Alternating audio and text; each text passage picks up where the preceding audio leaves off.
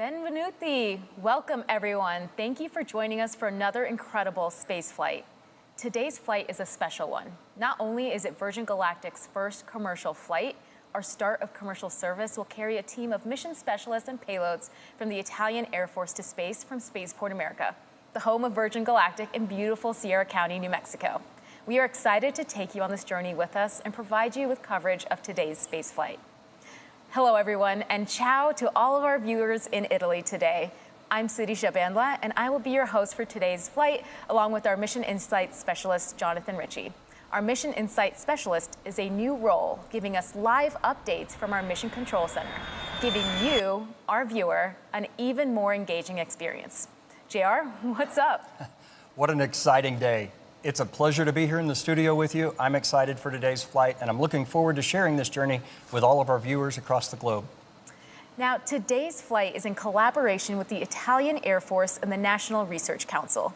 The mission is called Virtute 1, both an acronym for Volo Italiano per la Ricerca e la Tecnologia Suborbitale, or Italian Flight for Suborbital Research and Technology, and the Latin word for virtue that is also in the Italian Air Force motto, Virtute Siderum Tunis, with virtue to the stars. Now, today's flight is already well underway. Our crew on board our spaceship Unity took off, made it to our mothership Eve at around 8:30 a.m. Today will be our 6th space flight and the start of our commercial service, when we take research and private astronauts to space, having successfully completed our thorough flight test program with Unity 25 in May. Virgin Galactic space flights can be carrying our future astronauts for the spaceflight experience or researchers conducting science. This flight will also be the first solely dedicated to research, and Unity is carrying multiple research payloads, which are experiments that are worn by the mission specialists or installed on the rack on board, which will be gathering data and running an array of scientific tests during the spaceflight. Our spaceflight systems can carry both humans and research experiments to space, or both on the same flight. Wherever there is a seat in our spacecraft, it can be removed and replaced with a payload rack. These racks hold payloads that are typically scientific experiments or instruments that will gather data while in space. Today, our cabin has both seats and a payload rack to allow our mission specialists to maximize the research they conduct on board.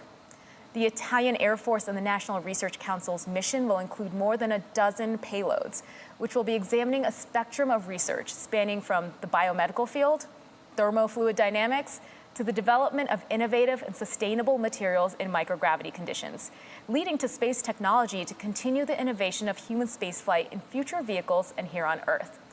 Now, our vehicle system is uniquely positioned to carry out this incredible science, contributing to our curiosity surrounding the cosmos, as well as increasing our understanding of our very own planet. The work done in space gets invested back into the people here on Earth. Now, I could talk about the science all day, but let's first check in with the vehicles and see how we're progressing. JR? Yeah. Earlier this morning, we saw a perfect takeoff here from our runway at Spaceport America and beginning our mission specialist ascent to release altitude. Mothership Eve is currently continuing that climb with Spaceship Unity on its way to the target launch altitude, which for today is 45,000 feet. In addition to a launch altitude, we'll also be releasing at a designated launch point within the airspace. So while you may see we are already at that launch altitude, we get there rather quickly, we'll continue to complete our flight path until we reach that designated launch point. Everything's looking great. Like I said, we're at 45,000 feet now, and it's just a beautiful view you get from there up there. I can imagine the crew is taking it all in and preparing themselves as we get closer and closer to that big moment. Sirisha, you can provide us with some unique perspective here, having flown on our first Unity crewed test flight. Does this bring back memories? Oh, absolutely. I mean, when I went to space on Unity 22, one of the crew I went to space with that went with me was Colin. So it's really, really thrilling to see him go back to space a second time.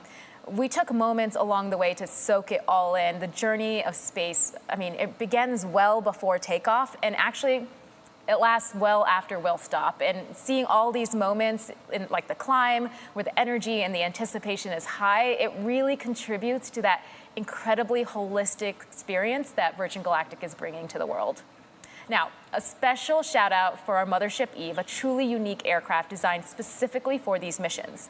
The role that Eve plays in Virgin Galactic space flights is one of the key unique design innovations of our system, and we call it air launch. Most flights you see start with a vertical takeoff from the ground. This requires a huge amount of energy to lift the vehicle from a static start up through the thickest parts of the Earth's atmosphere. Our air launch system allows the spaceship attached to the mothership to take off from a runway like that of a commercial aircraft.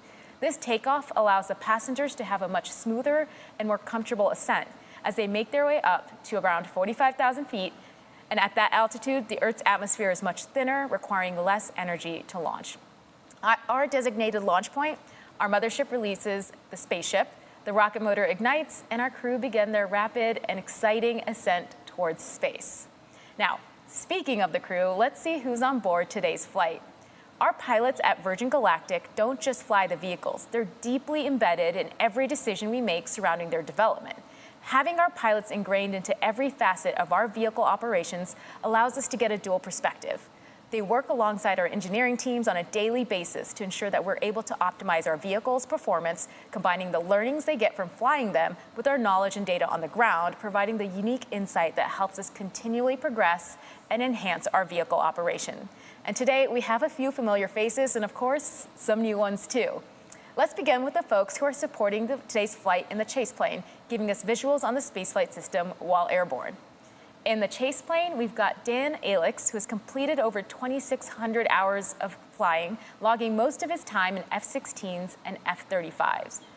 In Mothership Eve today, we have Jamil Janjua, who's completed over 4,000 flying hours in more than 48 different vehicles throughout his career that spans over 20 years in the Royal Canadian Air Force.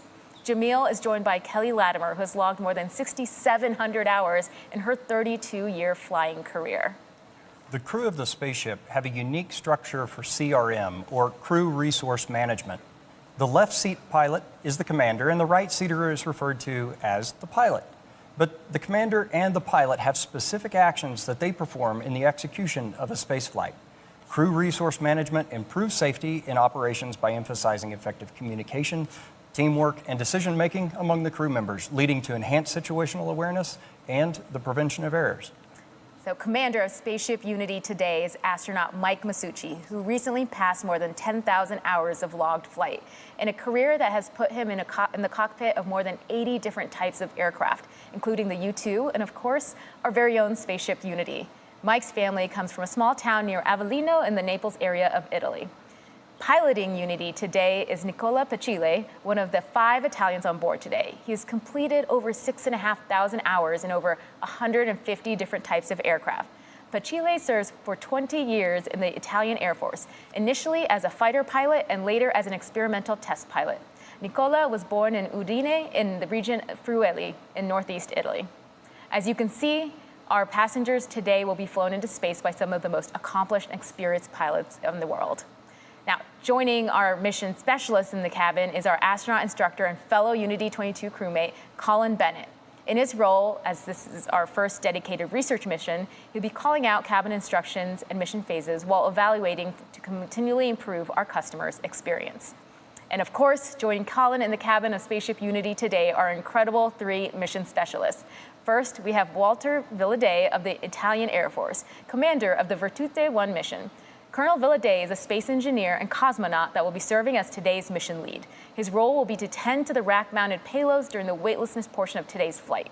He will also be wearing cutting-edge smart suit that will measure his biometric data and his physiological responses. Next up, we have Angelo Landolfi, who is a physician for the Italian Air Force. Lieutenant Colonel Landolfi will be conducting tests that measure cognitive performance in microgravity. He will also be activating syringe payloads from his seat that will investigate how certain liquids and solids mix in microgravity. Our third mission specialist is Pantaleone Carlucci, who is an aerospace engineer and researcher for the National Research Council. Carlucci will be wearing sensors that examine heart rate, brain function, and other human performance metrics in microgravity, and will also be conducting these experiments from his seat. All 3 are contributing to exciting research and technology development with unique experiments. Once cleared to unstrap, 2 mission specialists will likely stay seated to conduct their work, while Walter will be unstrapped, tending to experiments in the back. Now, JR, let's take a break and get an update from our crew who's on Eve and Unity. Certainly. So, Sarisha, I've just heard from our MCC that the L-10 checks have been accomplished and complete. We are about 8.5 minutes right now away from release. Now, if you're just joining us, L-10 means we're approximately 10 minutes out from the moment Mothership Eve releases Spaceship Unity, and this is based on the estimated time of arrival to the release point. So again, as JR said, timing may vary a little, but as the closer we get to the release point, the more accurate the estimate becomes. Yeah. So up until L-10, Eve is in full mothership mode, carrying Spaceship Unity to altitude and providing her with electrical power, system heat, cabin pressurization. And that includes conditioned air cooled on the ground in hot summer days like today and heated at high altitudes to keep our pilots and passengers comfortable. At L-10, Spaceship Unity switches to her own battery power for avionics, that's the electrical systems on board, and control systems, and performs a series of checks, electrical checks, feather system checks, flight control checks, and more. Unity and Eve have their own intercom, so the pilots in each vehicle are coordinating with one another during these checks.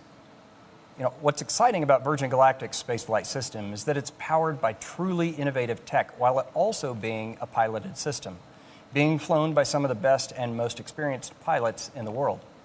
And that's one of the reasons why we're able to attract the incredible team that we have. They get to pilot a spacecraft that's arguably one of the most unique vehicles in the world. Thanks, JR. I mean, at Virgin Galactic, we believe in the power of curiosity. It is the driving force that compels us to wonder, to constantly ask questions, and to relentlessly seek the answers. Let's hear from some of the team about how curiosity is propelling the second space age. At Virgin Galactic, we believe in the power of curiosity.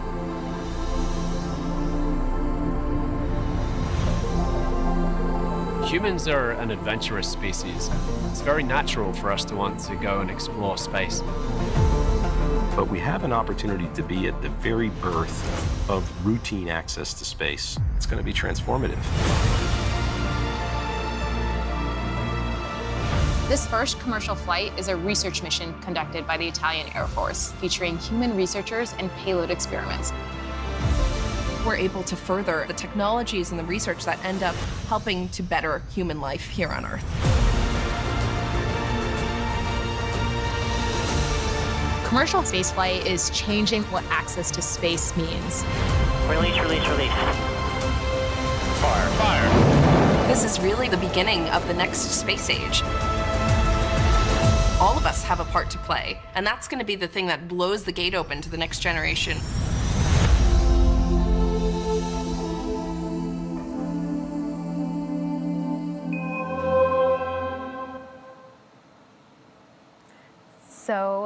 So inspiring. I can't wait to see where our shared curiosity takes us next.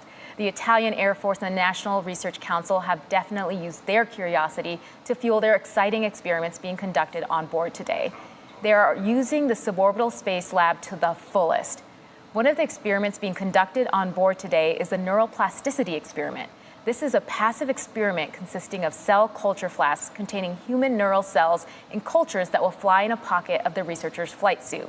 The experiment will test the ability to maintain stem cells in culture during suborbital flight and test the early effects of hypergravity, or high G's, and microgravity, or low G's, on neuroplasticity, which is the ability for cells to adapt to their environment. Data from this flight will be used for insight into physiology and pathology, but also be used to investigate biological processes for human spaceflight future missions, and to study and develop new agents for therapeutic purposes for people here on Earth.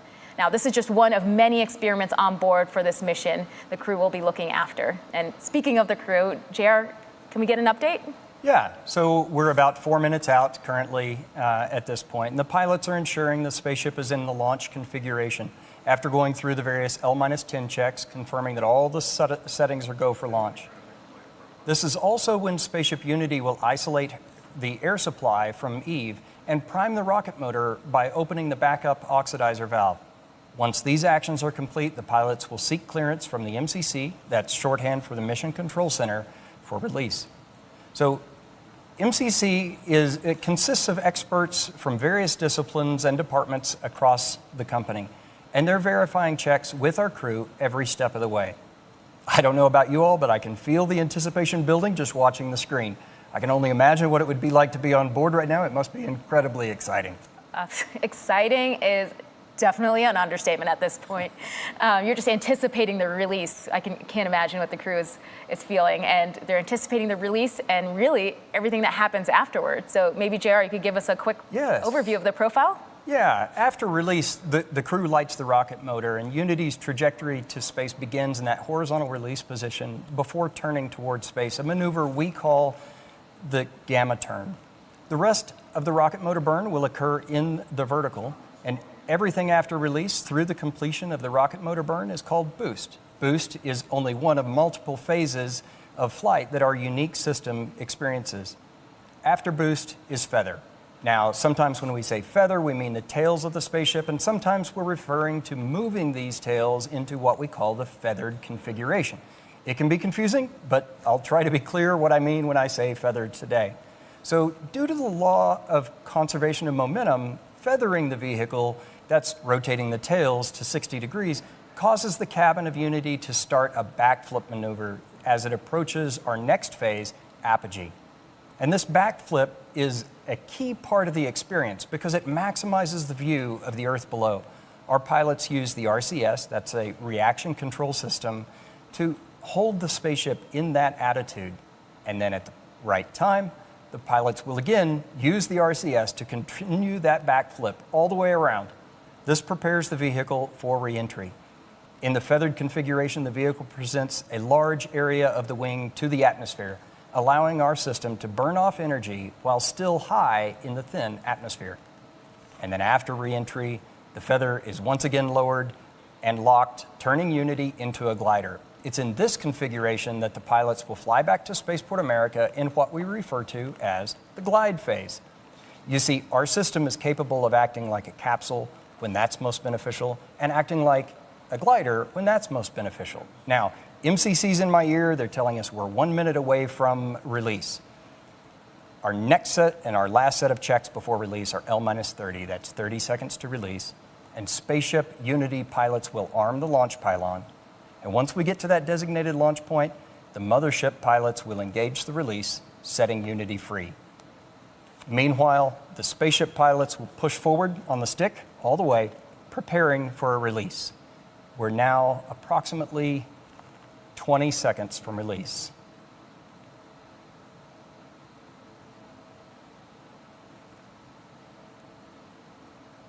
10, 5, 3, 2, 1, release, release, release. Ignition.